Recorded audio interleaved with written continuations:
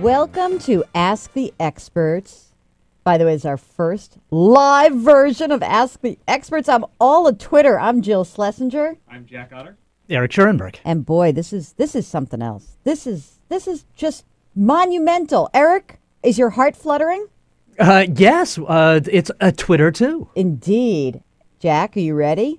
I don't think so. What do you mean? Can we stop this? No, we We're can't. live. No, we Wow. can't. We can't stop it. You know what the cool thing is? First of all, after talking about healthcare nonstop for 2 days, I'm really ready for a new topic right now. So, and the stock market's down a tiny bit today, not a lot. So now we can completely focus this entire episode on taxes. Dun, dun, dun, dun. I should mention that this live webcast is sponsored by Charles Schwab. So, gentlemen, we're getting close to the deadline here for taxes, and we thought it would be kind of fun for us to answer as many questions as possible, and even like the arcane, weird tax questions. I saved those for Jack, Eric, don't worry.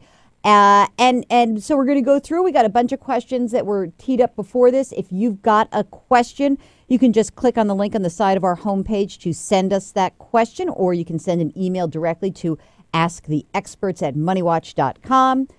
Without further ado, Mr. Schurenberg, I'm going to give you the easy one first. You ready? I'm ready. I love that. Shoot, Jill. All right. I'm braced. This is from Anonymous. You know it's going to be hard because of that. I'm worried.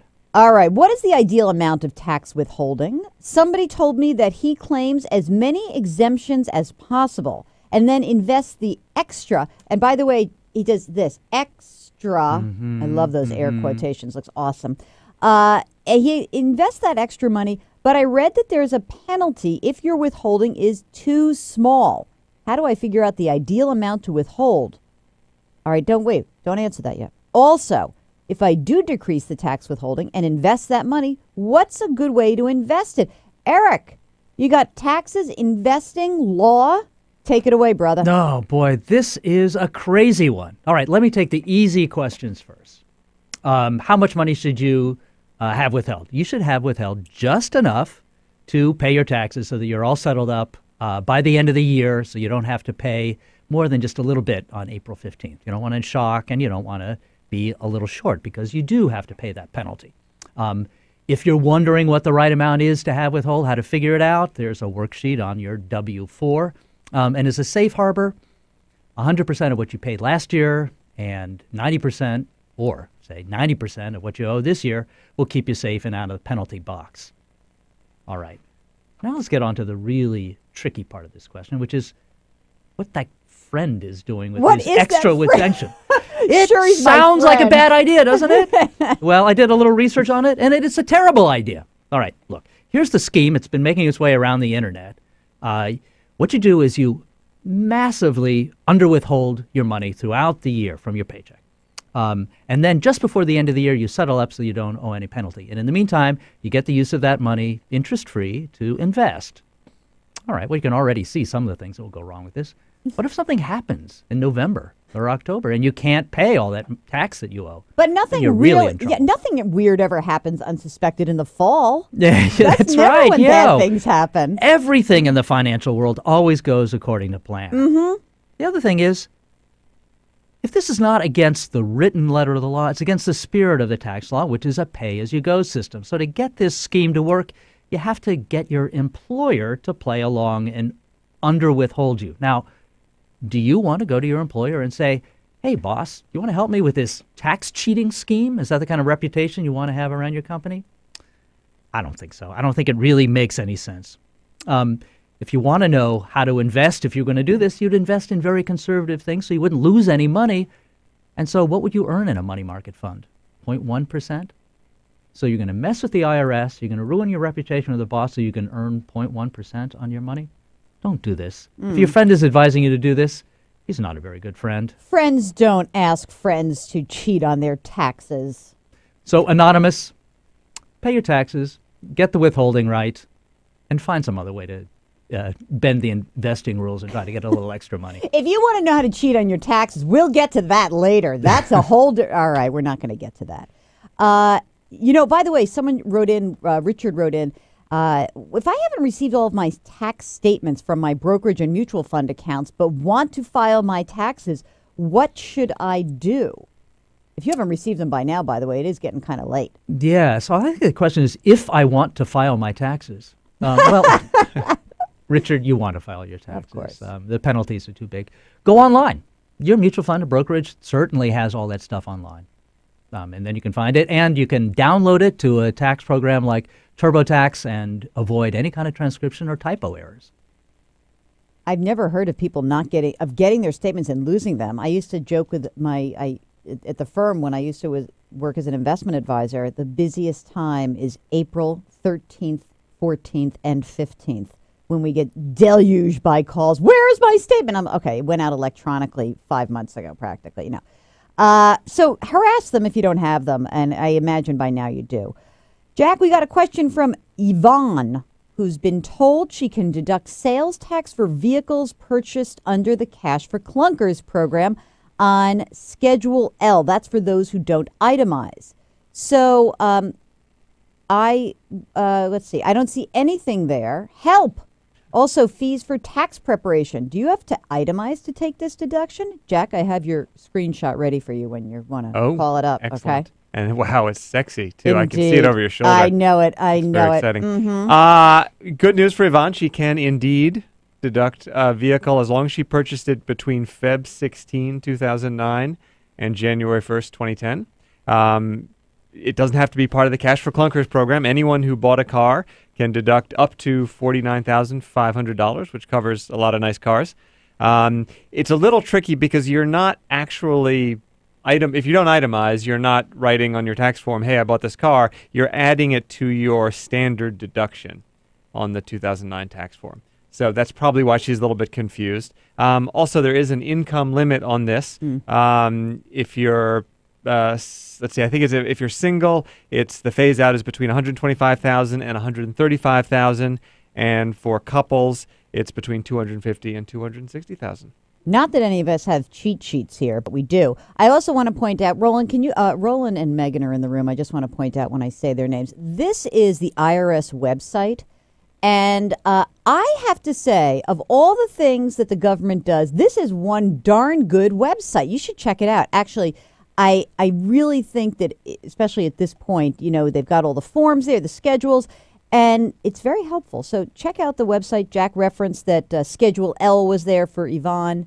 I'm always amazed at how easy it is to find stuff on that site. It's awesome. Yeah. It's totally great. Okay, and we are not sponsored by the IRS.gov, although in the healthcare bill, I did notice, gentlemen, that the IRS gets beefed up with a little extra funding. I think they get $10 billion extra to account for whether you're getting your benefits and whether you have a Cadillac plan or not. So hooray for the IRS. They finally got some love. Isn't that great? Yes, Eric, well, we're not. They're not sponsoring us. I think we're sponsoring them. Oh, and every day we do that. Okay, I've got some housing questions here, which required me to go and get this information. Wait, can we finish it? This is like a long form. Okay, this is a very long form that says tax issues associated with cancellation of debt. I had to go to one of my law friends. And it was very confusing because I have all these questions about having foreclosures and short sales. So, guys, a lot of people did this, right, in 2009. So I got a question from Kalamazoo, Michigan. Isn't there a song about Kalamazoo? Eric, is there a song about Kalamazoo? At least one, but don't ask me to start singing. All right, okay. So L.A. and Kalamazoo says, in 2009, I avoided foreclosure and sold my home through a short sale. I've not received any IRS documentation from either my primary or secondary lender, but I have read that I may be subject to income tax on the difference between what was owed and what it was sold for. Okay, it's March, and if I don't receive anything from the lenders, how do I include this on my taxes? Or must I? Is it up to me to chase them down and ask for a form, or is it like a 1099-C or something else? Well, I will not read to you from this very long document that was prepared for me. However, let's go over this. So generally speaking, when you have forgiveness of debt, and that's really what a short sale is or a foreclosure. So basically someone's erasing debt. You owed something, it's no longer there. theoretically, the IRS says, that's income, guys. Sorry. However, there's something a little bit interesting in this because, by the way, that's from IRS Code section number 8. So here's the thing, though. And there's like the really weird rule. If it was rental property, if it's not your primary residence, and you were insolvent before and you were insolvent after, then the rules doesn't apply. But here's the really wild thing: if it's your primary residence, it's not actually considered income. So there shouldn't be any.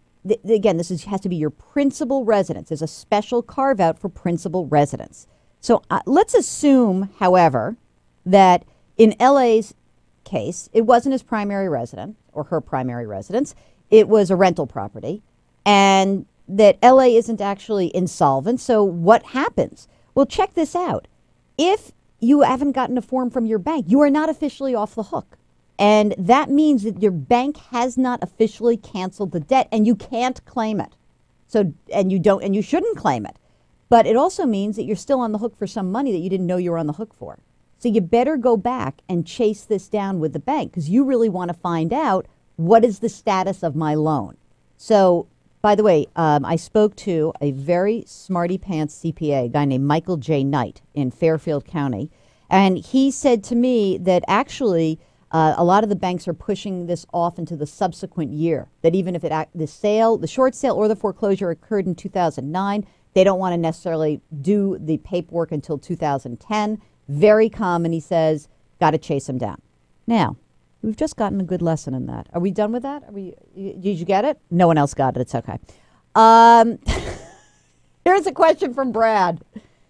We sold our house for approximately $30,000 less than what we still owed to get out from under the payments.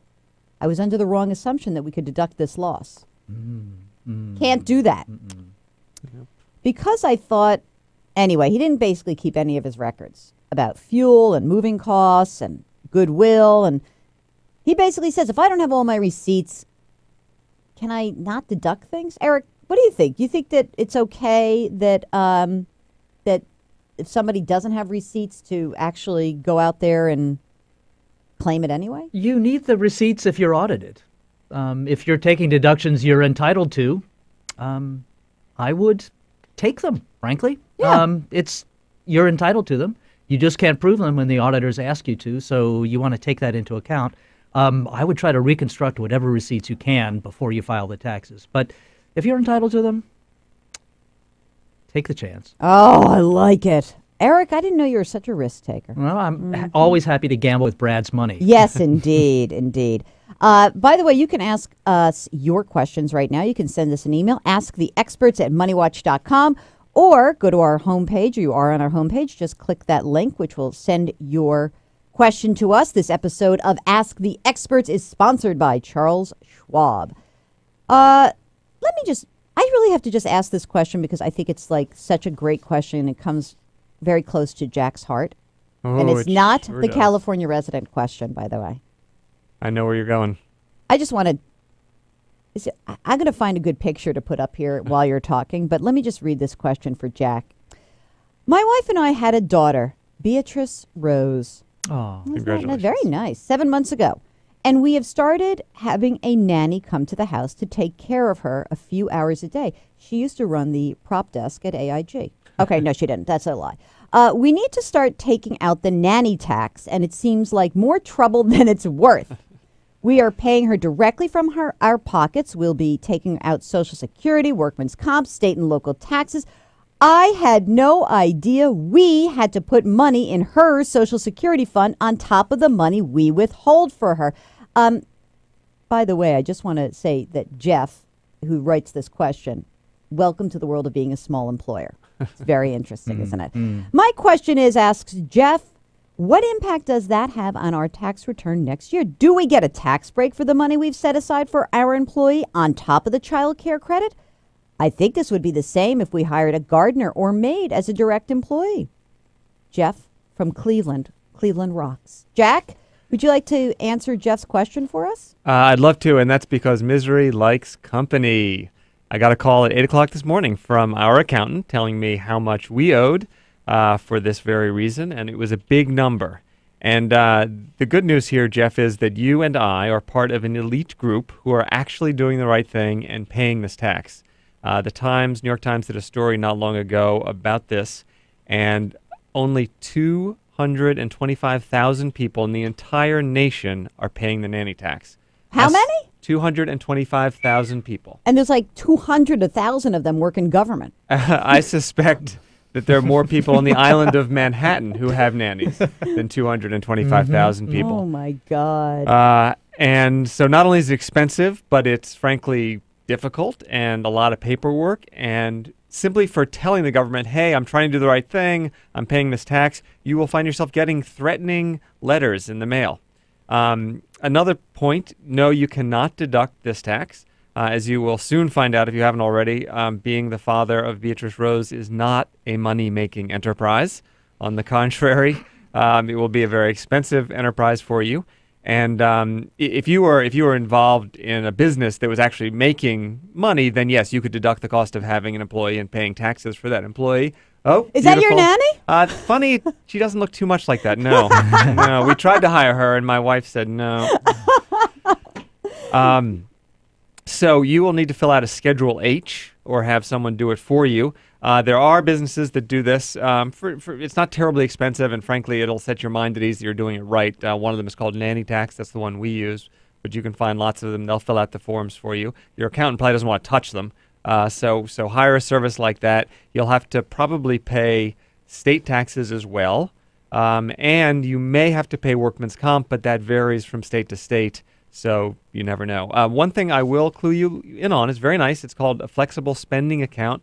You can put aside up to $5,000 taken directly out of your paycheck and then get that money back over the course of the year as you pay your nanny. So at least you're paying her in pre-tax dollars, which will save you a little bit of money. Now, the good thing is that the flexible spending account or dependent care account, those things are not actually going to get changed with healthcare reform. You do get fewer medical deductions as a result. I think it went from 5,000 to 2,000. Is that right? 2,500. Yeah, 2,500. Mm-hmm. But not for the and nanny. there's more good news. Yeah. Which is that Brad can run for governor of Ohio, and I can run for governor of New York. Jeff, excuse me. Jeff is going to run for the chairman of Cleveland's Rock and Roll Hall of Fame, maybe. And he and I will be two of the only guys in the country who can actually run for office. So I will meet him one of these days. Just want to point out that there are so many things that are changing constantly in the tax code. Like my big mantra to people is, you know what, like financial planning doesn't change, but the rules actually do change a lot. So to keep on top of this, one thing you can do is go to our website, because we're writing about these things all the time. So you hang out and go to MoneyWatch.com, where we're writing about it, and our bloggers are all over it. And you can also go to the IRS website, but you can always send us a question. Ask the experts at MoneyWatch.com. And we have a whole sort of cool tax package that's up right now. You know, all these tips. Notice how I took the first day of tips. That was like the easiest day to take.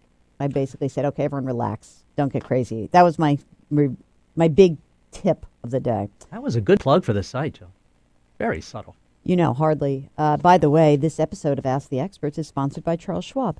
If there are any Scotch drinkers or producers or people who work in liquor factories, we are also very willing to take sponsorships from those. You know what? Let's go to... Liquor factories. Liqueur. Eric Schoenberg, this is one of your favorites. It has to do with retirement because you are the retirement king. I think that's what actually your blog should be called. Oh, gosh, I wish I'd thought of that. The realm of retirement. You are the ruler. Eric, here's a good one. Okay. All right, far away. I've been receiving notices from my investment company about opening a Roth IRA for this year before April 15th. What's the benefit of doing this? When do I see the benefits? And I find it hard to remember the difference between a Roth IRA and a traditional IRA. Income tax brackets. What are the things I need to know about? This is a very excellent question. That is an excellent question, and I happen to be a big fan of Roth IRAs. Now, here's a way to look at them. A Roth IRA and a traditional IRA are mirror images of each other. One, the traditional IRA gives you a tax deduction up front, and then the money grows tax-free, and you're taxed when you take the money out, presumably in retirement. The Roth gives you no tax break up front, but the money grows tax-free, and then it's really tax-free forever. If you leave it in there for 5 years, you never pay another penny of tax on it. So what it is really, kind of writ large and boiled down to its simplest terms, is a bet that tax rates will go up in the future. See, you don't pay any taxes in the future with a Roth. You do pay taxes in the future with a traditional IRA. Now, is that a good bet? Well, we just passed a $940 billion healthcare bill. We just spent $800 billion on a stimulus program. Do you think taxes might go up to cover that in the future? It's a reasonable guess. Otherwise, there are more similarities and differences among Roth IRAs and traditional IRAs. You can put in $5,000 into each, $6,000 if you're over 50. In a Roth, there are a couple advantages that you want to be aware of that also tilt the odds in favor of a Roth. That is, if you have the money in there for 5 years, you can take your contributions out tax-free. That gives you a little flexibility and a little confidence that this is a good thing to do. So if you got a choice, and especially if you have money in tax-deferred plans already, like a 401k, go for the Roth. Yeah, I also want to point out that, especially for the higher income folks, there's some special ways to convert regular IRAs to Roth IRAs this year. And don't forget that when those Bush tax cuts expire, that'll be at the end of this year. So in 2011, your taxes are going to go up. This might be a great year to convert a traditional IRA into a Roth IRA. But we'll have to get that in another segment of Ask the Experts, gentlemen, because I'm so sorry, but we have to end today. I think we should do this like a talkathon, like 24 hours of Ask the Experts. Can we do that? Are you up for it? All right, maybe not. Tune in next week. We will be right back here. Remember that Ask the Experts, you can send us questions throughout the week. AskTheExperts@MoneyWatch.com. You can always shoot an email to us anytime. We'll get to your question or listen to us live next week. Want to thank Charles Schwab, which sponsored this webcast, and I want to thank Jack Otter. Thank you, Jill. And the boss, Eric Schoenberg. Thank you, Jill, and thank you, Jack. Jack and Jill. Such an excellent adventure. I'm Jill Schlesinger. Thanks for tuning in. We'll catch you next week.